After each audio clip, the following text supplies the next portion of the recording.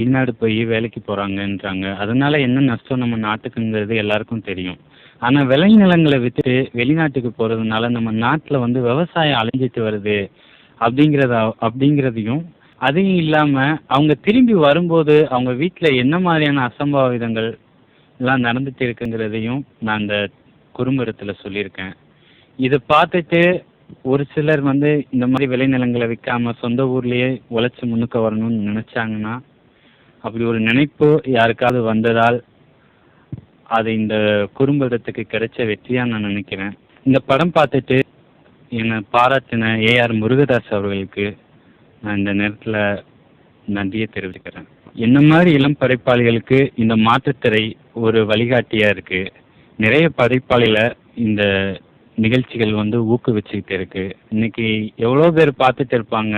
ஏன்னா இதை வெறும் பாராட்டி அப்படியே விட்டுடாம எல்லாருக்கும் போய் சேருதுன்னு பார்த்தீங்கன்னா, ஏதோ ஒரு நிகழ்ச்சி மூலமாக யாரோ வந்து கை தூக்கி விட்டாதான் அதை வந்து இந்த மாற்றுத்திரை, அதாவது ஜெயா டிவி பண்ணிட்டு இருக்காங்க.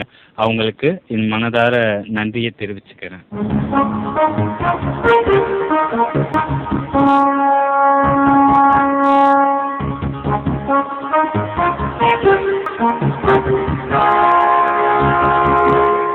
பட்டாம்பூச்சி அப்படிங்கிற இந்த குறும்படத்துக்கு இன்னைக்கு ஒவ்வொருத்தரும் சிட்டியில் இருக்கிறவங்க சரி, வில்லேஜில் இருக்கிறவங்க சரி, பார்க்க வேண்டிய ஒரு நல்ல மெசேஜ் உள்ள ஒரு குறும்படம்.